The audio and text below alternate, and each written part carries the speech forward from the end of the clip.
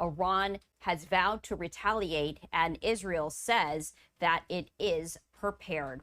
I do want to bring in Fleur Hassan Nahum, who is Israel's special foreign envoy and former deputy mayor of Jerusalem. And Fleur, thank you so much for taking the time to join us. We appreciate it. Thank you for having me. So I did want to start out with the very latest when it comes to the Israeli military ordering more evacuations in southern Gaza. You know, this isn't the first time that they have ordered those evacuations to keep civilians safe as they continue to combat Hamas. But what can you share with us about this latest news? Well, unfortunately, what we find is that Hamas are hiding themselves, not just in mosques and schools, but also in those humanitarian zones that the Israeli army have allocated for people to be safe. There is no rules of war when it comes to Hamas.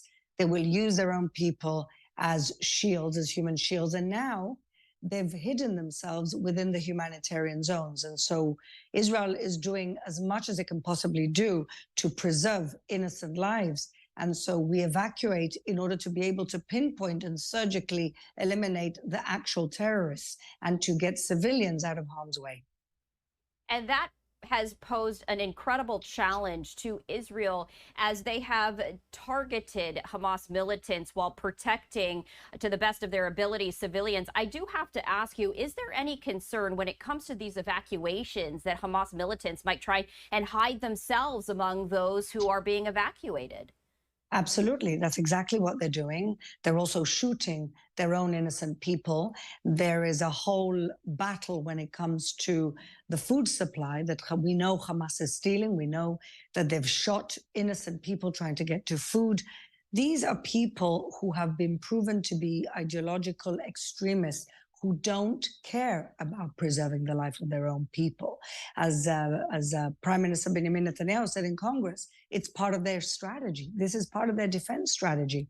And so we're dealing with a very dangerous enemy who don't care about the value of the lives of their own people. And it is interesting to note, especially that the local health ministry does not differentiate when it comes to the death toll as it relates to civilians and militants. When it comes to the strategy of Israel, because Israel has repeatedly said we are doing the best that we can when it comes to preserving the life of the civilians. But at the same time, when Hamas uses civilians as human shields, how does that impact the strategy as we are now almost a year into this war? And at this point in time, we don't necessarily see an end in sight soon as Israel continues to try and eliminate Hamas. Well, this is why it's taking so long. There's two reasons why this is taking so long. One is because Sinwar, the head of the snake here of Hamas, is surrounding himself with innocent hostages, amongst them women and elderly people, and American hostages as well. So that's one of the reasons why this is taking so long, because they will just blow everyone up if they have to, and we have to be very careful. And secondly, of course, because we value human life and innocent life. And that's why we go door to door and we pinpoint strikes rather than, going irresponsibly and eliminating a whole neighborhood that we know is heavy with terrorists. And it seems like the world, or at least the mainstream media, don't really appreciate the lengths that Israel goes to preserve human innocent life. And, all you have to do is look at the numbers of the people that have died that we know. We target terrorists, so we know how many we've eliminated. And in terms of the ratio, we have the lowest ratio of combatant per innocent civilian than in any conflict in the last 100 years. And to that point, I did want to talk about potential ceasefire negotiations, Israel operating in good faith if they were to come to the table. But we have seen these negotiations and these deals fall apart time and time again because Israel has certain sticking points, of course, and Hamas has not yet agreed to it. When it comes to the latest round of potential ceasefire negotiations, is there a reality in which a deal could be fostered, especially given the fact that Hamas is not trustworthy? Absolutely not trustworthy. And there have to be, of course, conditions in the agreements about delivery. They don't even want to, one of the sticking points was that they don't even want to tell us who's alive. They don't even want to give us a list of hostages. They also want the ability to continue to smuggle arms from Egypt. So there are certain things that we would be really shooting ourselves in the foot if we agree to them. But at the same time, we have an obligation to bring back those innocent hostages from the 7th of October that were taken. And so we're in a very, very difficult position. I think the difference between now and a few weeks ago is that Hamas is a little bit more desperate for a deal because Israel has managed to eliminate the majority of its senior command. And they want the deal now, or at least Qatar want the deal and Egypt want a deal because they see that with what's going on with the North, with Hezbollah and Iran, this could conflagrate very easily into a regional war. And I think that everybody wants to avoid a regional war. And I believe, or I feel that Hamas maybe is a little bit more desperate for the deal today than they were 2 months ago when they kept rejecting very decent offers that Israel presented. And Fleur, you were mentioning a number of countries in the Middle East really just trying to de-escalate this situation. You mentioned Hezbollah and Iran, and I did want to get to that as Israel is preparing for that expected retaliation by Iran.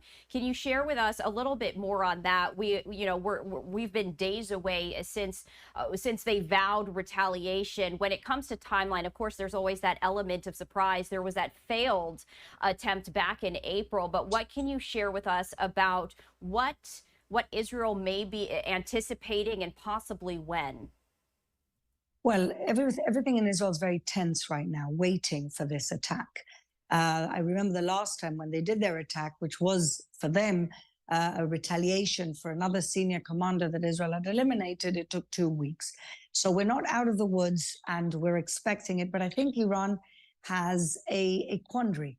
How do they attack to show Israel that they will not leave the death of Khania and the other guy unpunished? And at the same time, how do they make sure that this doesn't conflagrate into a huge war, which they don't want, because they don't want a war with Israel, because they know that the powers of good in the world will join Israel in fighting them. And they don't want a war with Israel because they know that 80% of their own population will stand with the forces of good and not with them. 80% of the population don't want the Islamic Republic to still continue with its, murderous regime that is killing women and children and LGBTQ members and all of that.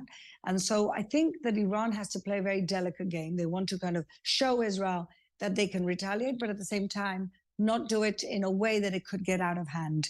And so I think they're thinking about their steps very carefully. Hezbollah may be their proxy, because they are their proxy, that continues. And we've had drone attacks almost every day now for a week. And, people have been injured and killed. And so this is kind of this low-grade war that we've had with Hezbollah since the 8th of October. People are talking about a new war. We're already in war since the 8th of October in the north with Hezbollah, where 70,000 Israelis have been displaced from their homes and have become internal refugees in Israel. We are at war with Hezbollah. The world is on notice, and there are a lot of countries on edge. Right now, it's predominantly Israel, though, with the boots on the ground. When you take a look at the weeks and months to come, do you feel that there might be a tipping point where other countries must get involved in this conflict? And what would that tipping point be? Exactly. I think the tipping point could be an Iranian strike that does some serious damage. You mentioned earlier the April strike. It was a strike that was very dangerous. The fact that we managed to repel it with an incredible coalition led by the Americans was nothing short of a miracle. It was still a very dangerous strike then. And so we're hoping that sane heads will prevail and they won't do something that will tip the whole region and potentially the world over the edge. Fleur, before we let you go, any last thoughts, anything that you are keeping a very close eye on? Well, I'm just praying and hoping that the same coalition that got together in April, which really gives us a little glimpse of what the new Middle East could look like, which is essentially the Americans leading a force of Jordanians and Saudis and Emiratis against the evil that is posed by Iran, really is a glimpse into the new Middle East, where it's split into the countries that want peace and prosperity and the countries that want jihadism and destruction and fundamentalism. And that really is what we're seeing take shape And that maybe gives us a little point of light of what the new Middle East could look like and how we could get rid of that threat of the Islamic Republic of Iran. Blair Hassan Nahum, Israel's special forward envoy and former deputy mayor of Jerusalem. We do appreciate you taking the time to join us here on Live Now from Fox. Thank you so much.